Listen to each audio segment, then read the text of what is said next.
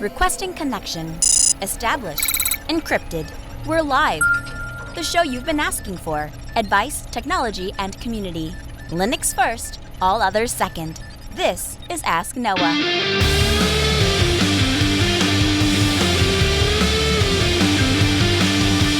Live from Multispeed Technologies, the Ask Noah show starts right now. This is the show where we came to do all the things on Linux they said couldn't be done and take your questions on how to do the same.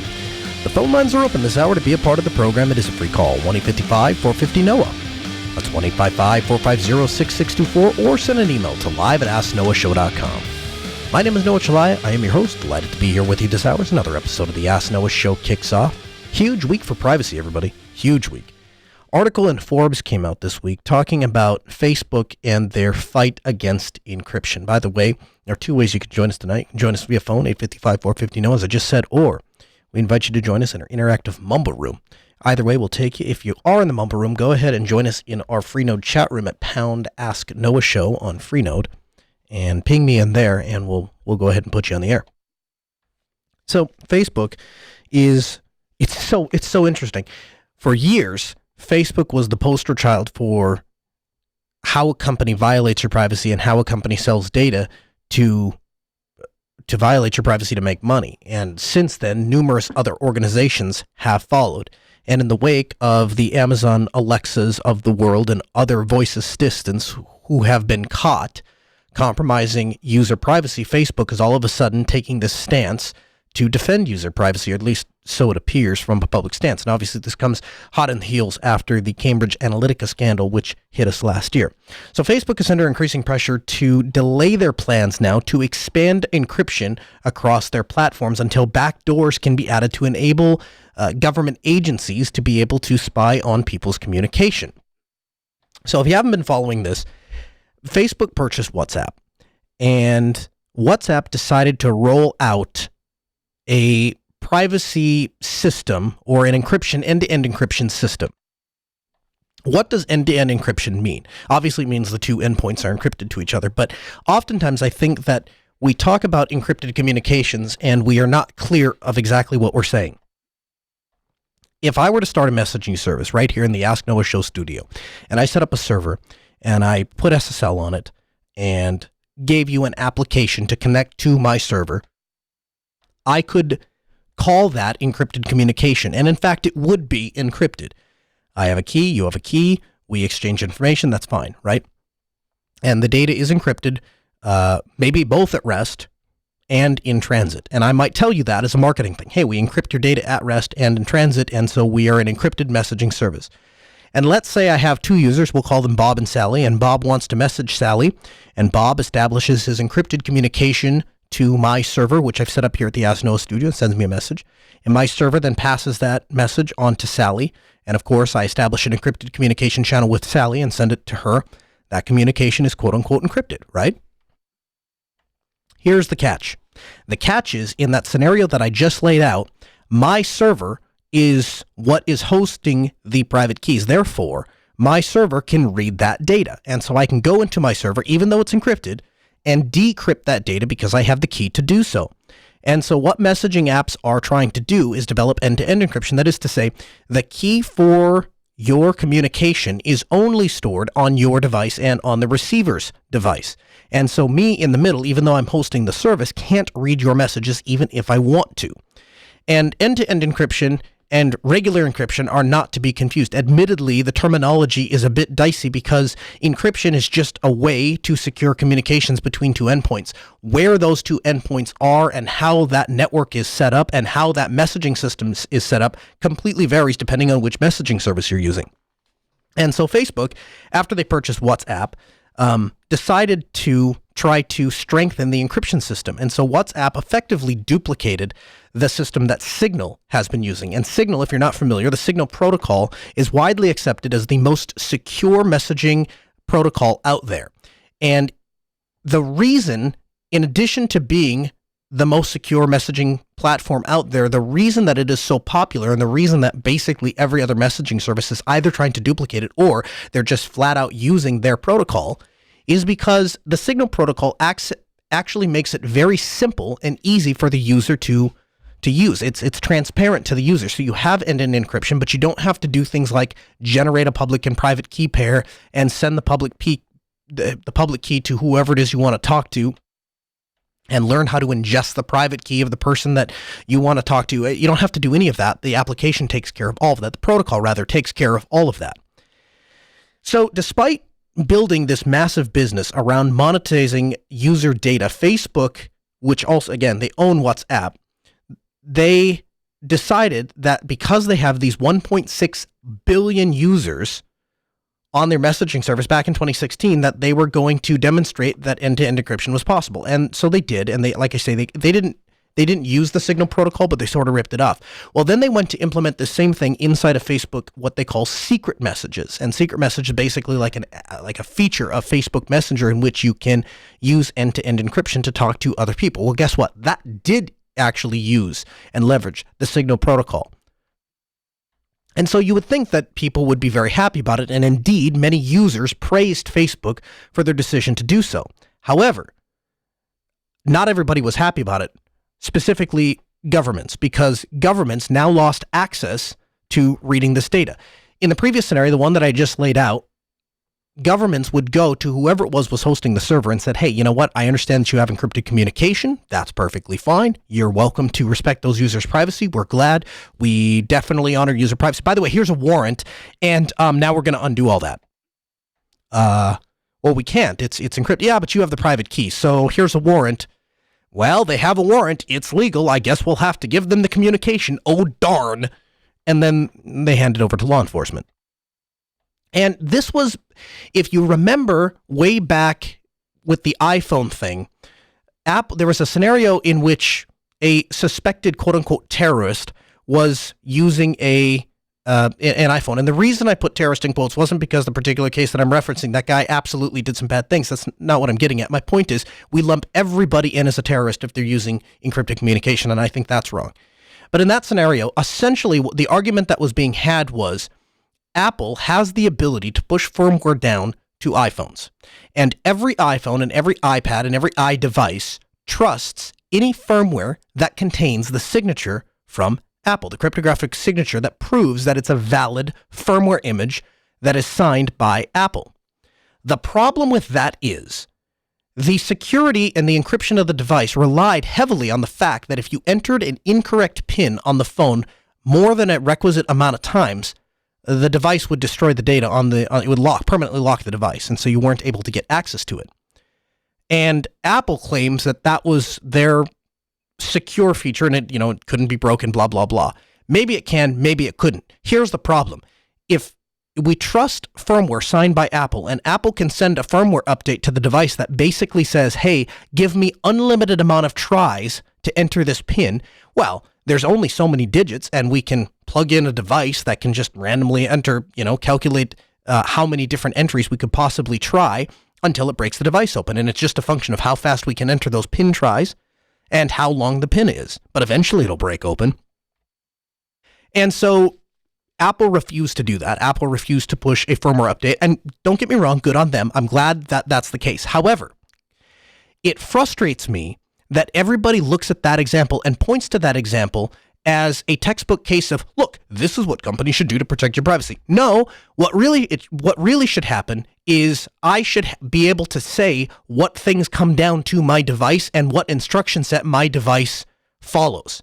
And my device, if I were designing it, I should be able to choose, like on my Selfish OS phone, for example. I get to choose how many tries you can enter before the device locks. Additionally, it actually destroys the data. Additionally, there is no forced firmware updating. I get to choose when my device updates. And frankly, I keep my device offline most of the time, so even if there was an automatic update, it wouldn't really do anything. 855-450-NO, that's 855-450-6624. The conversation will continue throughout the hour, but we take your calls front of the line. Jason, Massachusetts, you're on Ask Noah. Good afternoon. Jason, do we have you? Oh, I got to click the button. I'm sorry. 855-450-NOAH. Jason, you're on the air. Hello, Noah. Now you can hear me. That's awesome. All right. So I have a Valve Index head-mounted display. It's a VR device, and it says it supports Linux. the way audio works is I have a DisplayPort cable plugged in my graphics card, and the audio is supposed to go through the DisplayPort cable. And on Windows, it works fine. Now, I have an AMD graphics card, and if I go to the Valve Software Steam VR for Linux page, it notes that there is a certain kernel fix that you need in order for audio to work for specifically the Valve Index headset. And they provide a PPA that does have a patched kernel. And I have that PPA installed. I have the custom kernel installed. But when I go to GNOME settings in the sound section, I get the microphone as an input device. I do not get the headset speakers as an output device. Do you have any clues on what I could do to potentially fix this? So I agree with your troubleshooting method. If I would follow that exact same path. Here's where I would go from there, though. Since this is obviously something that is specifically developed by Valve, it is possible that they have some sort of code that speaks directly from Steam to this headset. Have you tried looking inside of Steam to see if there are any settings where you can specify an audio device inside of Steam itself, rather than the operating system itself? So yes, if I go into Steam right now, I can go to Tools, and I can launch Steam VR for Linux, which I actually don't have installed at the moment. Now, whether you're running Steam VR over on Windows or on Linux, there is a section that basically says when VR mode is active, set this as the default output device. And you would get a list of options like speakers or, whatever is currently plugged in. And on Windows, what I just do is I have it, actually it is installed, sweet. I just have that set to it says like index HMD.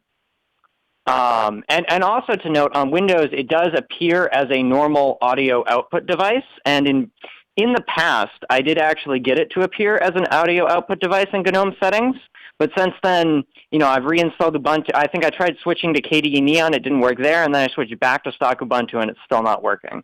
Okay, here's my second thought then. If it did show up in there at one time and it's not showing up there now, then my next thing would be I would try and install Ulsa Mixer, because I'll give you an example. On the Dell XPS 13 line, if you plug in headphones, there's this weird little bug where if you're not using their patched version of Ubuntu and you plug in your headphones, it is supposed to switch automatically to the headphone jack, and then you're supposed to hear audio in your headphones. What actually happens is it makes the switch all right, and it switches over to the headphones, but there is a separate audio volume control that isn't available inside of the regular control panel, but it is available in the Ulsa Mixer. You unmute that and turn it up, and then your headphones work. Why it's that way, I have absolutely no earthly idea. But that would be my next step, is see if that that headset device shows up inside of Ulsa Mixer, and if you can unmute it. That really doesn't solve your problem. It just gives us an extra step in troubleshooting. And the reason I say it doesn't solve your problem is because you're still going to have some way to tell Steam or your default system settings that, hey, I want to output audio here. The only other thing I can think of, you're running GNOME right now?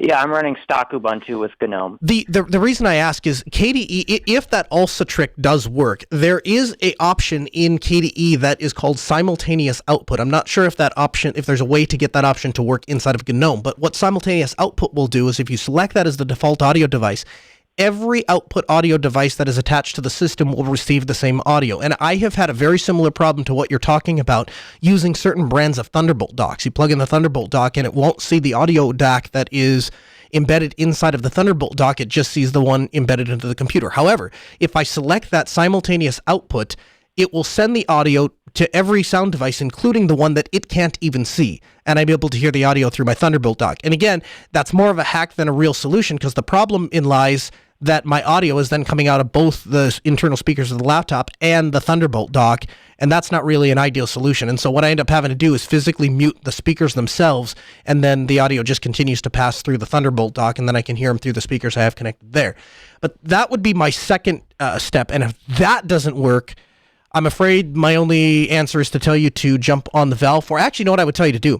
I would tell you to go to destinationlinux.network and check out our forums there, because DOS Geek, my friend Ryan, is great at troubleshooting this stuff. And if he finds himself with an extra 15, 20 minutes, my guess is he would actually spend some time and try and dig into it, just because he likes solving it, and because he would hate to hear this call in which somebody is having trouble with a red card. I'm just saying. Right. All right, so I opened up Awesome Mixer, and I'm seeing I have a bunch of different numbers. Can you not hear me, Noah? I can hear you. Yeah, I can hear you. You're in Awesome Mixer. Oh, okay. And I have I have like S/PDIF and then SPDIF 1, 2, 3, 4, 5. I assume these are different volume controls. How would I know which one, like, what does SPDIF mean, and how do I know which one would be for my index HMD? Well, SPDIF is a digital output signal. It's essentially what you would use for if you've seen the little red glowing dot on the side of certain computers. It's a fiber cable, and it plugs in and sends audio digitally through fiber. That's typically what SPDIF is. Or actually, I might be wrong on that. It might be actually the coaxial. Maybe they're both SPDIF. I don't know. It's a digital form of communication for audio. I don't think that's your headset. I think your headset is, your headset would be a digital communication thing, though, wouldn't it? It wouldn't be an analog audio device. Try it. Try that. Give that a shot. And you said you see multiple of them on there? That is correct. I got 5 total, or 6 actually. 1 is number 0. I'd try though. I'd start there. I'd start. Are all the volumes turned up, or any of them muted? I just see zeros across the board. Okay. How would I tell if one is muted? So So you probably, as the volume's probably turned down. If you look, and unfortunately, this is the kind of thing that it's just gonna be very difficult to troubleshoot over a 2-minute radio call. But I tell you what I'll do. I'll put you back on hold, and I will let Sarah pick up and take down your contact information. And if you, what I would suggest you do is look through that and try to see which one of those, try and turn all of those volumes up and see that they're unmuted. There's a legend down at the bottom that will tell you which one is which, and try and get all of the volume stuff unmuted and turned up. If that doesn't work, what I will do is I'll have Sarah take down your contact information, and I'll shoot you an email. If you run into any problems, I'll give you my direct email address, and either I will try and troubleshoot it with you, or we can walk through it together maybe sometime during the week. And if I run out of options, I've got some really smart friends, and I will poke them and see if they can step in and help you. And I appreciate your call. Again, 855-450-NOAH. It's 855-450-6624. The email, live@AskNoahShow.com. AT Commander in the chat room suggests maybe switching sound cards. Now, that is an option, right? You could, if you wanted to, use an external audio card. I'm guessing the reason that you're doing it the way that you're doing it, though, is because that headset probably is taking both a video and audio feed through that display cable. And so to have an external audio card, essentially the process would look something like this. You would export your audio through your video through DisplayPort, HDMI, whatever. And then you would have to use an external combiner to bring the audio from a separate audio card back in to that single stream, so that the headset is feeding off of an HDMI cable or a display cable is getting that audio signal as well as the video signal. And I've done that when we've done streaming before, right? When we do streaming from live events, that's what we do. We take a mixer and bring all the audio into a mixer, and we take the cameras and bring all the audio in through the cameras, and then we combine them together with a device and bring that entire single feed that contains both the audio from the mixer and the video from the HDMI cable, and we plug that all into a single streaming capture. AT Commander also says that Awesome Mixer headset will probably show as sound card 1. So check out SPDIF 0 or 1 and see if you unmute those and turn those up. And if it does work, if you'd please give us a call back, or if you could just shoot us an email, we'd love to hear, because I'd love to know if that actually works. So going back to this Facebook story, Facebook has been building a business around monetization of user data, and Facebook, which also owns WhatsApp, has now 1.6 billion monthly users. So back in 2016, WhatsApp completed the deployment of this end-to-end encryption, again, simply basically copying what the Signal protocol was doing. And now this universal popular messaging app, which, by the way, people weren't using because of privacy, they were just using it essentially because it was an easy way to get on voice over IP. And this is something that I've seen in the industry. I have dealt with clients that have said, I have to have WhatsApp. And I ask why. And they say, that's how I keep in contact with my business when I'm traveling overseas in India or China or Japan. And that was a first clue to me, because we offer VoIP services, right? We offer VoIP services, and I would love to sell VoIP services to some of these people. And so I have to start asking questions like, well, why is it that you want to use WhatsApp, and why is it that you don't want to use our system? And of course, the reason for that is because WhatsApp is free and WhatsApp is easy. And so people choose to use WhatsApp because it's available to them. So when Facebook starts to roll out privacy features on WhatsApp, it instantly starts to have a bigger draw, because now people, not only do they have the convenience of using an IP-based messaging system, IP-based telephony system, now they have an increased level of privacy. And it's something that I think most people want if you ask them. If you run into somebody on the street and you stopped them and said, hey, do you care about privacy? The answer is going to be yes. Do you want people listening in on your conversation? The answer is going to be no. And then you ask them, do you have an Alexa? Yeah. Do you use it? Yeah. Have you heard about all the problems with the privacy violations? Yeah. Why do you still have it? It's easy, and I like it, and it's novel, and there's no shortage of excuses. So the lesson that we as technologists need to take away from this is not that we need to do a better job of telling people that their privacy is at stake. They know that. In a post-Snowden world, they know that people are violating their privacy. That isn't the problem. It's not enough. So where we need to go is one step further, and we need to get to a place in which we can tell people, your privacy is being violated. Here's an alternative. It does the same thing, except it doesn't violate your privacy. It's just as easy to use. It's just as simple to set up. There's no technobabble that you have to understand. You don't have to type magical incantations into the keyboard. You don't have to move magical files which you don't understand around. All of your conversations are going to be synced from one device to the other as you would expect they are. It's just being done in a secure manner. If we can get to that place, then we can start to get people to care about their privacy, because it's possible for them to live their daily lives and not violate their privacy. At the end of the day, people do care about privacy, but you know what they value more? Having dinner with their kids, having dinner with their family, going out on a family vacation. You know what gets in the way of that? When they can't plan their family vacation because this encrypted device didn't move the private key over to this other encrypted device, and so now they can't talk to their husband. So they just dump it all together and say, I'm going back to Facebook, man. I'll go back to WhatsApp. I'll go back to Telegram. I'll go back to whatever. I'll go back to anything that is simple for me to use.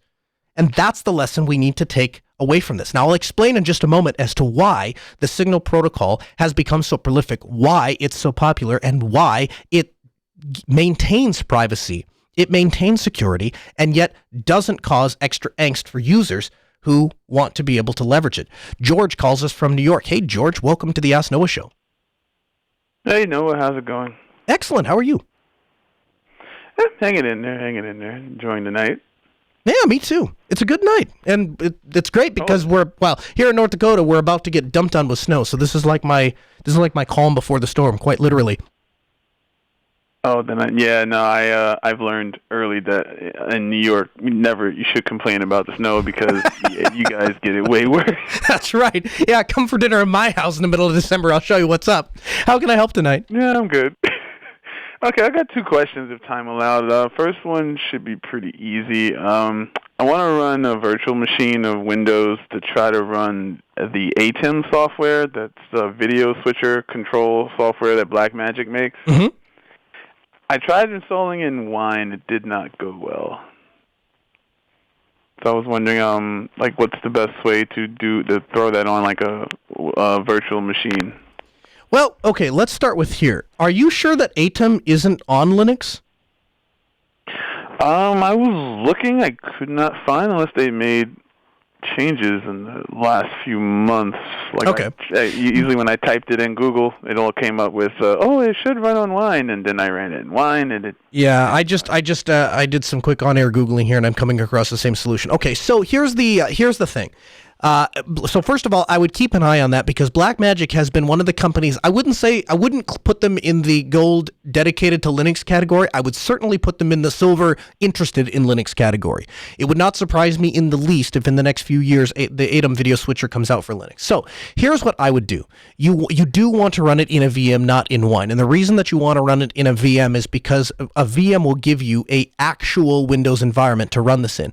And virtual machines have gotten to the point now where we can run them with very little overhead, to the point that they function almost as if they're running on bare metal. And every Linux conference I've gone to for the last 5 years, they demonstrate that somebody is giving a presentation on KVM, and the part of the presentation on KVM is they put up the statistics and show how many like microseconds or milliseconds you give up by running it in a VM, and it's almost next to nothing, and then everybody claps and everybody's all excited. So what's the best way to go about setting up a VM for running this ATOM video switcher? Well, there's a couple ways to do it. The best way to do it, if you want the best performance and no compromises, would be to set it up with something like KVM, running something like libvirtd, and using the PCI pass-through function to get all of the video hardware to pass directly through the VM. So that would be things like the video card, that would be things like any interface devices that are bringing the video in, and so on and so forth. So that's ideal option 1. The problem with ideal option 1 is PCI pass-through is far from trivial. It requires a very specific set of hardware. It requires a very specific set of operating system circumstances. And if you can meet all of those boxes, then it works flawlessly. If you don't meet all of those boxes, it's just an exercise in frustration. It's no real solution to you at all. So the second option, if that doesn't work, is to use something like VirtualBox with the USB pass-through. Now, that's not a true PCI pass-through. It's essentially using a kernel driver to pass the USB device or the PCI device, whichever it is, through the kernel and into the software. And so that's a second way that you can do it. Now, I have done it with real-time audio devices. I've never done it with real-time video devices. What I can tell you is that the real-time audio devices work flawlessly. And so my hope for you is that the real-time video will work flawlessly. It also stands to reason that the solution that is being suggested in the Blackmagic forums is to run it inside of a VM, and these people who are just getting into it probably are not the kind of people that are going to be setting up PCI pass-through to begin with, because again, it takes a pretty dedicated nerd. And so what I would suggest to you is start with VirtualBox and see if that works. If you want to take an extra step, go ahead and try something with libvirtd. Again, be prepared for a little extra setup. But if nothing else, I would just go with something like VirtualBox, set up a Windows 10 machine, pass it through, install your software, and see if that works. Okay, I'll definitely give that a shot. And I got a second question if you've got the time. You bet. All right. I also want to dabble in FreeNAS, and I've been listening to what you guys have been talking about it, you, Das Geek, and I kind of don't feel like custom building it. Is there like a system you recommend just to pick up, just to throw FreeNAS on and have it work spectacularly? So to answer your question directly, the answer is yes, and the entry-level system would be the FreeNAS Mini. Does that answer your question as you asked it? Yeah, no, I have no, yeah. Okay, so like either that, I don't think I needed a huge server or anything. Right, and that the FreeNAS Mini is the cheapest device that you can buy that is of quality and made by the very people that make FreeNAS. So that answers your question, yes? Yes, it does. Okay, so now that we've done that, let me go on a tangent that you didn't ask for. Ordinarily, I would be in the exact same boat with you. I hate building stuff when I need it, right? It's fun to build stuff as a hobby. I hate doing it for work. I hate the idea. Exactly. It's one of the reasons that we don't use pfSense, to be honest with you, is that Netgate is the only company that manufactures devices, and their entry-level device is $1,000. And there's no way on this planet that I can go to a small mom-and-pop shop that has 4 computers and tell them that they need to spend $1,000, the amount that they spent on the owner's laptop, just for a router so that they can get internet when they can go to Best Buy and pay $49, and they were happy with that. It was working for them, right? It's not even close to possible. And so that is one of the primary reasons that keep us out of there. And I am not going to spend my time building router appliances so that they can die, so that I can go out and create work for myself and fix them. No, it's not happening. So I'll just use Microtech, and it does most of the same stuff that pfSense does. And they're $99 for the rack unit or $39 for the little jobby, and it works great. So I completely understand where you're coming from. That said, building FreeNAS, and I use that term lightly, is literally a function of plugging a flash drive in, plugging the drives in, and waiting. And you should be able to do it with no experience, never touching FreeNAS before. However fast you can plug the drives in, it should take you about 15 minutes from start to finish to run the FreeNAS installer. You plug the drive in, you boot off of it, it doesn't really even ask you questions. You just continue to click next, and the system will boot up. By default, it will grab an IP address from DHCP, just like if you bought an appliance at Best Buy and plugged it into your network would. You log into that web UI, and from there, you would set it up just like the FreeNAS Mini. The cost savings for spending that 15 minutes is you can buy a Super Micro box off of eBay for $99. The FreeNAS Mini starts at $1,000. So, yes, there is a device that you can buy that will meet all of your requirements, and it is a phenomenal box, and we used one back at the studio for years and years and years, and it worked flawlessly, and it comes with the blessing of IX Systems. There's nothing wrong with that box. I'd highly recommend it to anybody that has $1,000 to drop on a pre-made box. That said, what you have to understand is the only thing, and I do mean the only thing that makes that box pre-made is IX Systems tested motherboards with their software and made sure that everything works. And what I can tell you is that the same motherboards that they sell with their higher end servers are the exact same motherboards that are being sold on eBay from places like Mr. Rackables.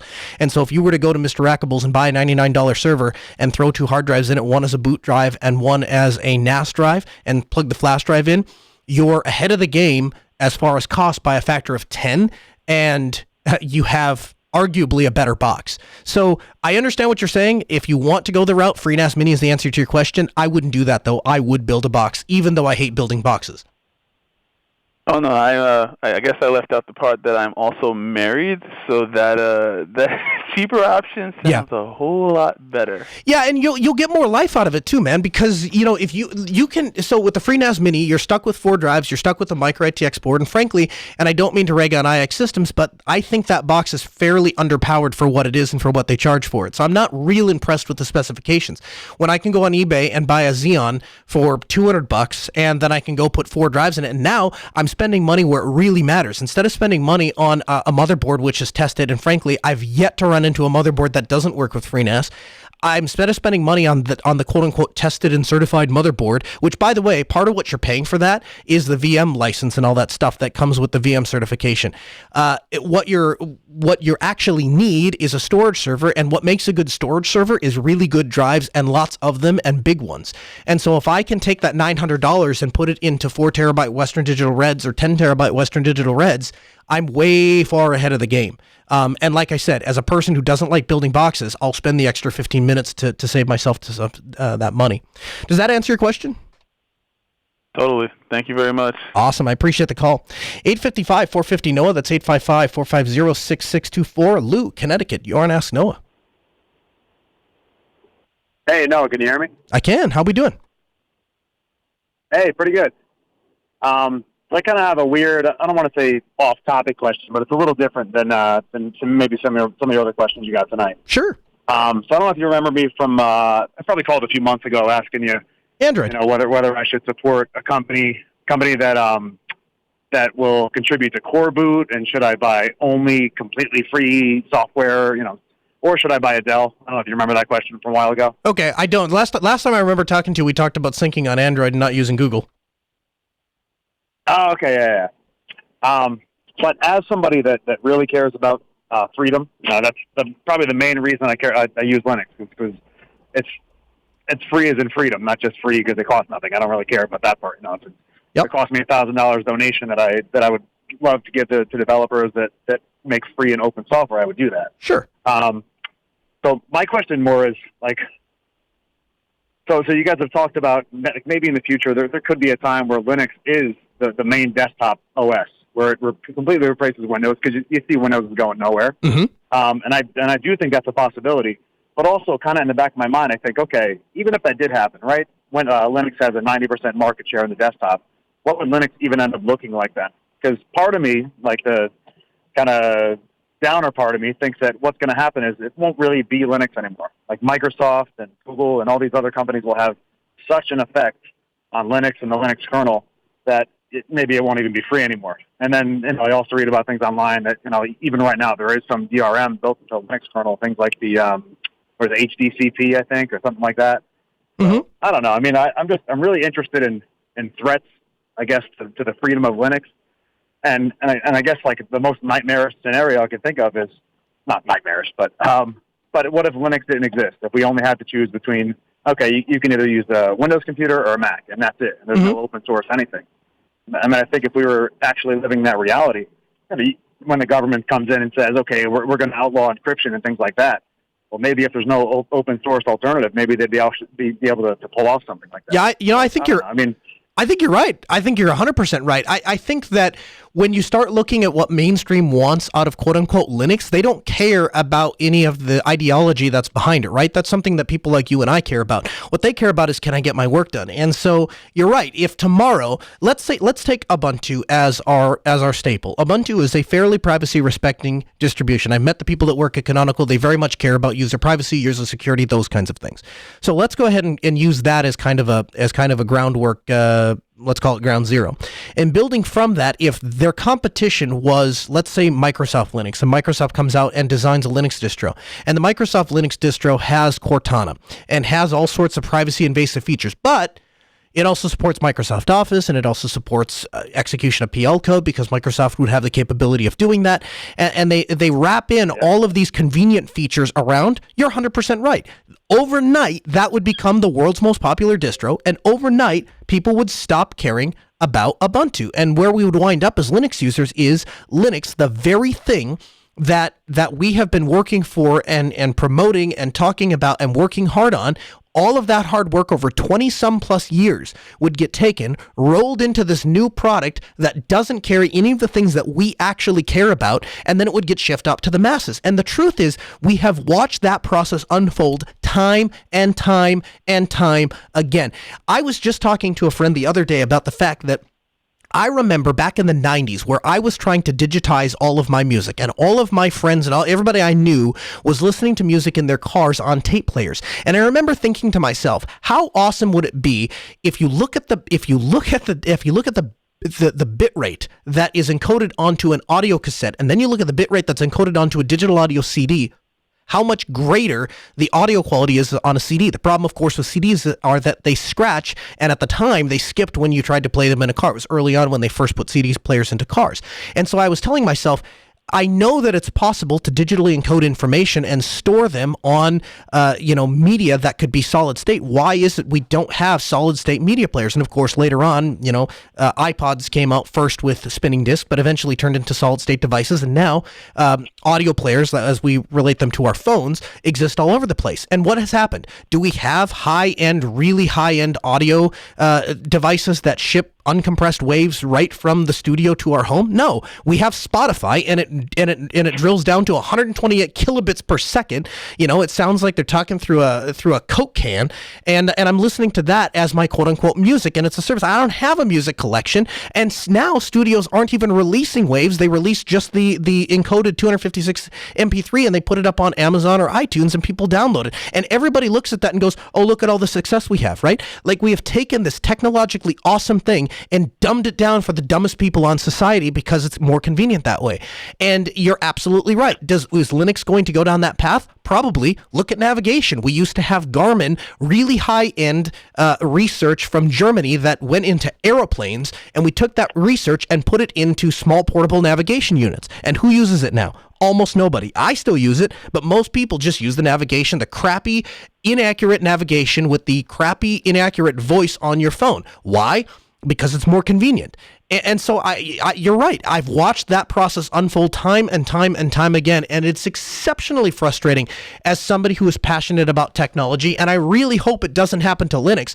Unfortunately, I do believe that we're going to arrive at a point where we have to choose. Do we want quote-unquote mainstream Linux that comes with some privacy violations and so on and so forth, or do we want to just exist as this niche operating system that's never going to have more than 5% of the market share?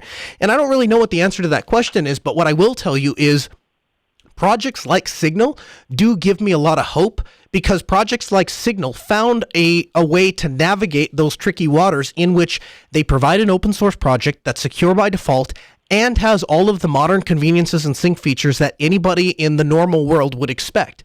And so when you can find that magical solution, what happens? Facebook Messenger implements it. Every other messaging protocol out there is using or trying to move to the Signal protocol because it's secure, people trust it, people know it, and it doesn't compromise convenience. I see. Yeah, I mean, I think it's so fascinating to think about what could happen to Linux in the future, and you know, I love your show, and I always listen to Destination Linux, and I would, you know, I'm not obviously not telling you guys what to talk about, but I mean, I love even just now just hearing you speculate on what would happen if Ubuntu decided to, you know, partner with Windows, and again, that's something that I think maybe people should be a little bit more worried about than they are. Yeah, I completely. That's a fantastic point. Yeah, it really is. And again, as somebody who, like, even if it came down to, okay, we have to make this choice between mainstream Linux and you know, you're giving up everything you care about, and there's no more privacy, and it has Cortana built in, or, you know, would you rather stay insignificant? It's like I would at least somehow have that option available. But I even remember, you know, a few months ago, maybe it was a year ago at this point, when the code of conduct got put into place, and everybody was saying, oh, we're going to move to, you know, free BSD.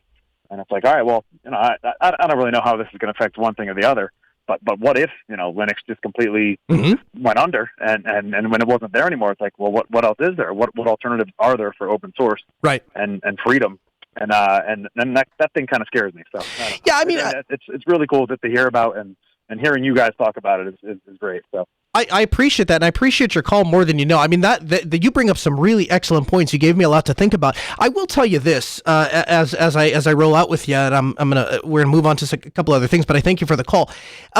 The truth is that a lot of the projects that are maintained on Linux are maintained because they are maintained by passionate people. And so even if tomorrow Microsoft teamed up with Canonical because Canonical went public and they bought Ubuntu out and integrated a bunch of stuff, right? That's not going to affect the Ubuntu team per se. They could go ahead and fork and make their own distro. It's not going to affect Ubuntu Mate per se. They could fork and do their own. All of these distros, I mean, that's the whole nature of open source. When something takes a direction we don't like, everybody follows the fork. Now, to your point, there may come a point where we have two forks, and one is the free and open source version that doesn't do anything, or at least not much, and the other has 90% market adoption, but it's filled with a bunch of privacy violations. That may occur. But in that event, I would like to think that the people that are working on open source would go, hey, look at all of this good stuff that exists inside of this thing and just doesn't have the privacy stuff. I wonder if we could accomplish the same things that whatever company wants to accomplish without violating privacy, right? Maybe we just give a little button that people can opt in or opt out or something like that. I think there's a couple of ways that we can deal with that. I don't think Linux can ever go away, and that is by the very nature of open source, right? And we've seen that happen a couple of times too. A project gets too big for its britches, it starts to go a direction that the developer never intended it to, and all of a sudden there's a fork and it continues. And we watched that happen with, like, I forget the open source version of Airtime, but it's happened a number of different times throughout open source's history. So there's a pretty established track record of that occurring. So I wouldn't worry too much about it, but it's definitely something interesting to watch. And I agree with you that if it ever happens, mainstream Linux probably won't look like anything like we would think it would look like. And that's kind of disappointing. And I think the first evidence of that, as Nunix points out in the chat room, he says, you talk about these things like they're not happening already. And they are happening already. And we can see that in the case of things like the Google Chromebook is based on Gentoo. How many people walked into Best Buy, though, and looked at a Chromebook and went, oh, look, Gentoo, right? No. Only in name is it Gentoo. Everything else is just a Google operating system that they ripped off from Gentoo. Signal does this well, though. Signal does this well because they were able to navigate these tricky waters. And the challenge that Signal faced was this. People want to be able to communicate with their loved ones from a multitude of different devices to include the web, but they also want privacy if it doesn't conflict with their convenience. And so the way that Signal accomplishes this is they generate a set of long-term identity key pairs, a medium-term signed key pairs, and then what the key does is it typically in an encryption scenario, what one key does, the other one undoes. And so you would typically encrypt all of your data with your public key, and you would, encrypt your data with your you would encrypt your data with the person you want to send it to's public key, send it to them, and then they would decrypt it with their private key. But the truth is, encryption can be either way. You could encrypt with either key and decrypt with either key. What one key does, the other undoes. The way that Signal handles this is when a new device is registered. So I open Signal on my phone and I generate a set of keys, and now I have a set of keys. When I install Signal on my laptop, a second set of keys is generated. And every user has their keys, or the public keys, stored in what's known as a key bundle, and that is able to be synced to any other person's device. So when you want to communicate from me, you download my key bundle, and that gives you my public key, which you can use to encrypt messages and send to me, which only I can read because only I have my private key. The trick becomes, how do I get the private key of my cell phone over to the private key of my laptop? And the way that it does this is the old device downloads the public key for the new device. So that is to say, my phone would download the public key for my laptop. Then it would use the public key from my laptop to encrypt the private key of my cell phone and send that key encrypted to my new device, which is my laptop. My laptop, now having the private key that it generated, can decrypt the package which contains the private key for my cell phone, and now it can register itself as an authenticated device to receive encrypted messages. And to the user, it's completely transparent. It just seems like you've scanned a QR code, and all of a sudden, now this new device has access to all your messages. What's happening behind the scenes, though, is cryptographically secure. And so it maintains cryptographic integrity without causing any undue stress to the user. The user, it's completely transparent. They have no idea what's happening. Of course, if you look into it, you do. But there's nothing the user has to worry about or maintain or manage. And because of that, and because of the ingenious nature of that protocol, it's being adopted a number of different places. From the article, because users hold the keys, WhatsApp has no way to access the content to break the encryption, even if they want to. Accessing content requires a hack applied to the endpoint, as it has been in certain nationwide attacks, where smart devices are infected with malware that attacks the messaging apps.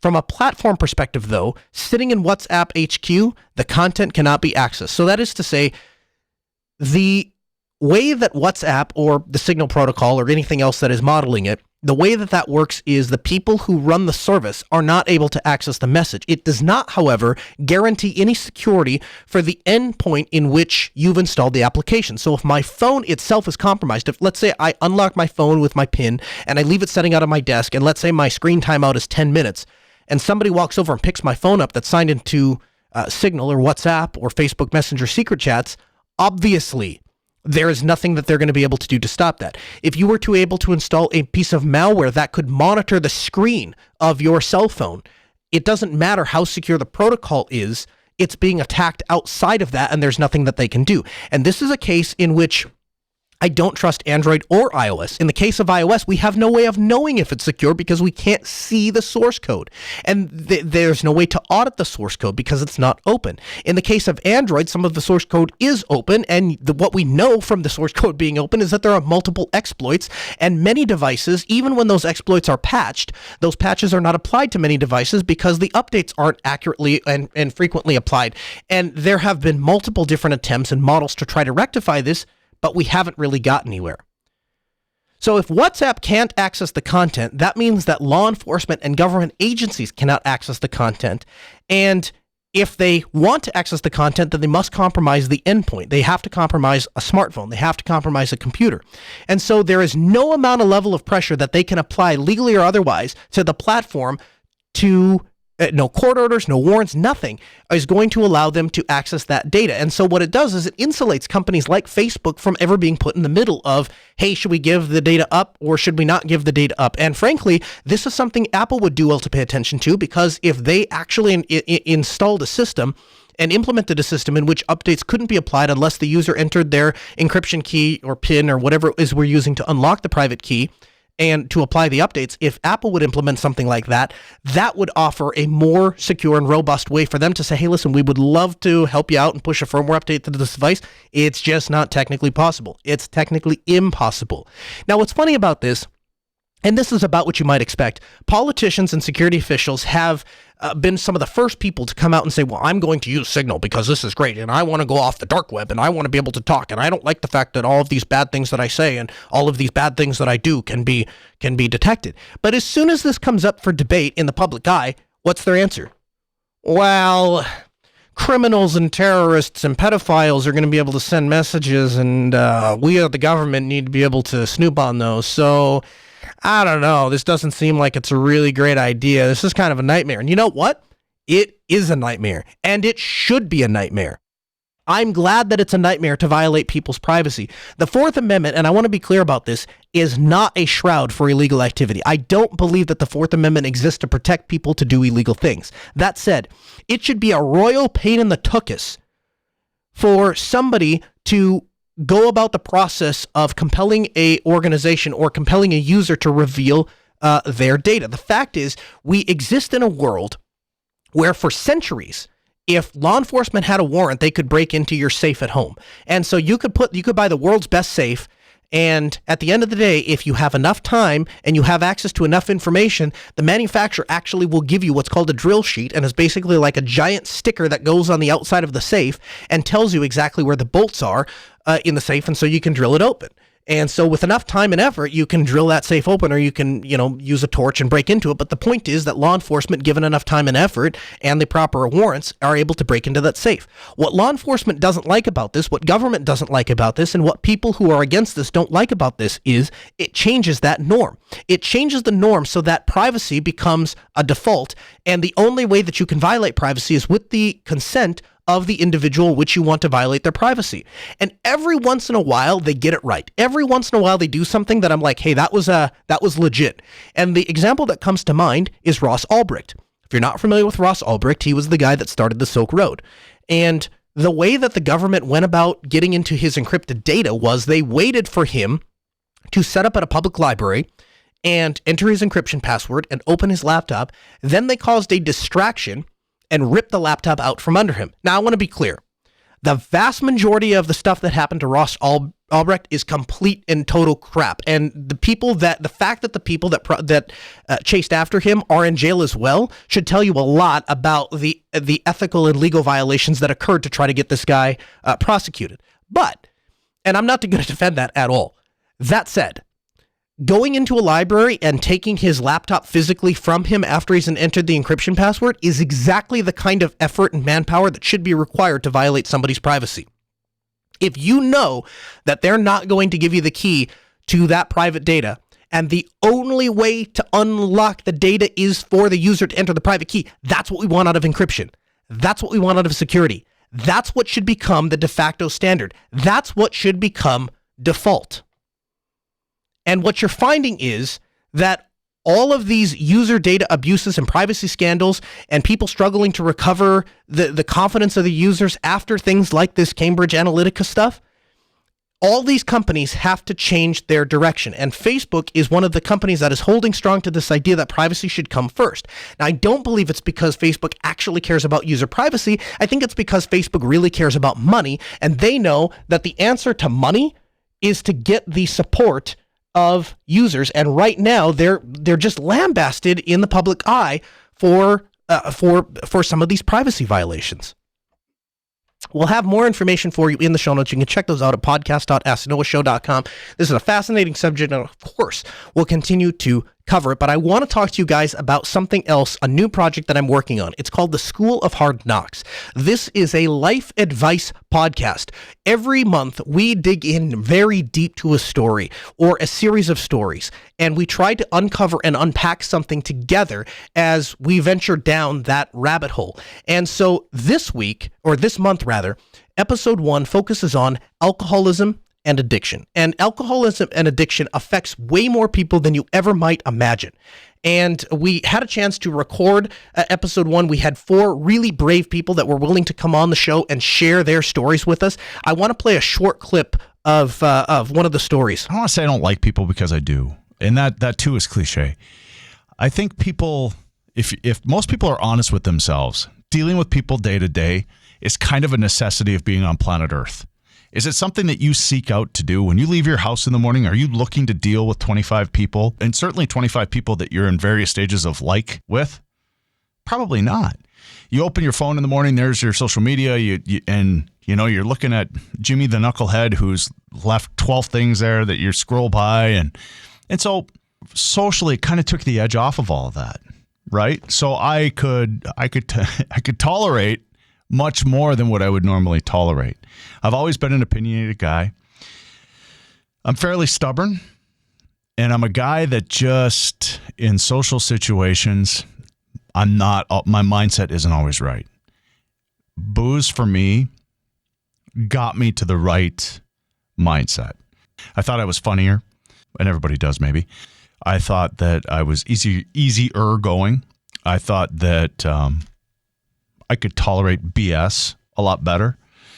And it became something that I had to have in social situations, not something that I always wanted more than two. That was the other thing. After the third beer, what are we doing? I'm not going to have just three. Let's drink them all. And I tried. If you've ever seen Top Gear, people will tell you, anybody that watches Top Gear will tell you that show is not about cars. It is a show that is a comedy show that happens to revolve around some cars and have from time to time some cars involved, right? But it's a great show to watch just if you are interested in being entertained. I would tell you the same thing about the School of Hard Knocks podcast. You don't have to have an alcohol addiction. You don't even have to care about addiction and alcoholism to get enjoyment out of it. They are 4 very great, compelling stories, and you can hear them by going to schoolofhardknocks.show. That's schoolofhardknocks.show, or you can subscribe in the Google Play, iTunes, anywhere you can find good podcasts. We have it available.